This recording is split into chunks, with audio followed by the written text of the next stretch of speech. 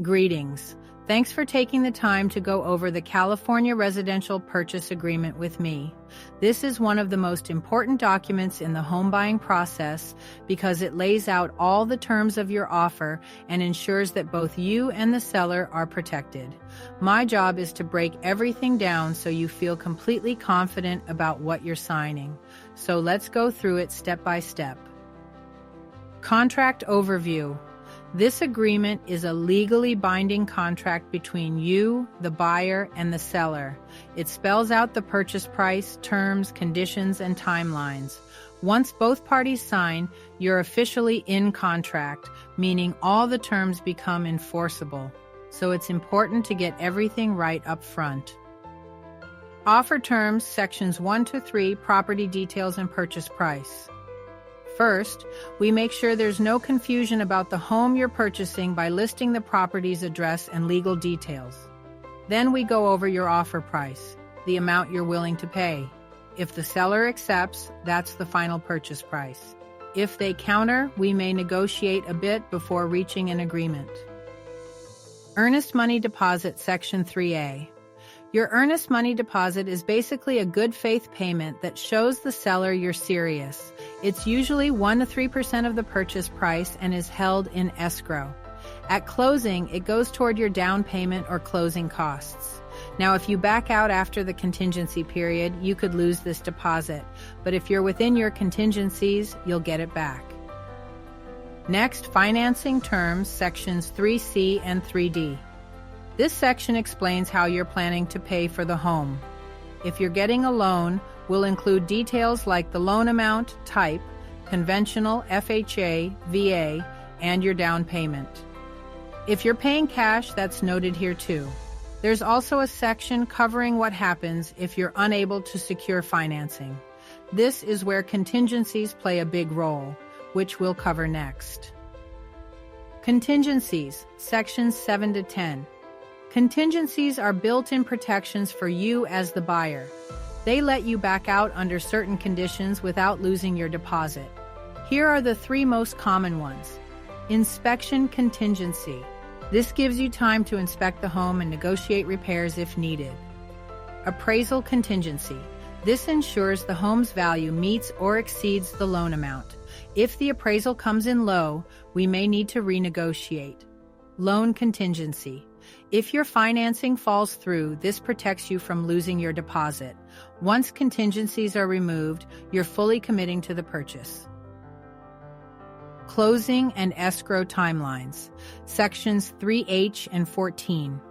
This section lays out how long the transaction will take.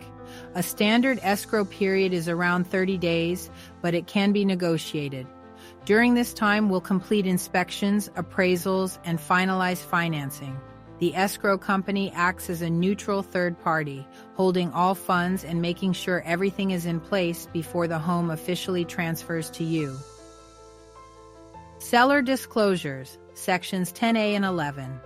Sellers are legally required to disclose any known issues with the property, things like past repairs, structural problems, or neighborhood concerns.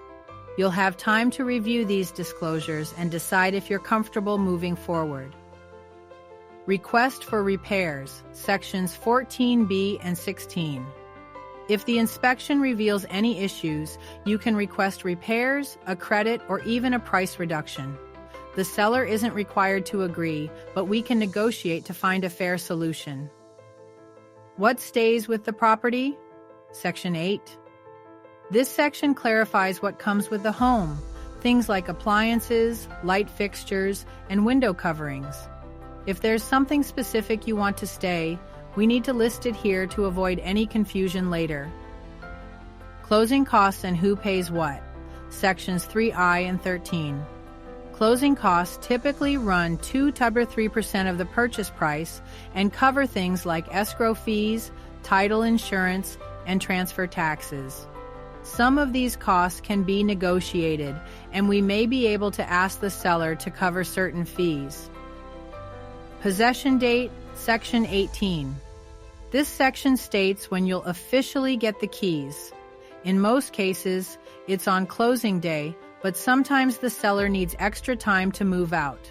If that's the case, we'll document a post-closing possession agreement. Default and cancellation terms, Section 21.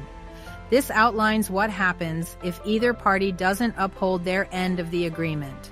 If a buyer backs out without a valid contingency, the seller may keep the earnest money deposit.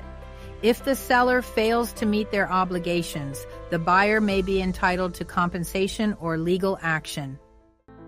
Signatures and final agreement, Section 32. Finally, both you and the seller must sign the agreement for it to be legally binding. If there are any counteroffers or changes, we'll update the contract and make sure everything is agreed upon before moving forward. And that wraps up our breakdown of the California Residential Purchase Agreement. I know it's a lot of information, but understanding this contract is key to making a confident and informed home purchase. And if you have any questions or need guidance on your home buying journey, feel free to reach out. I'm always happy to help.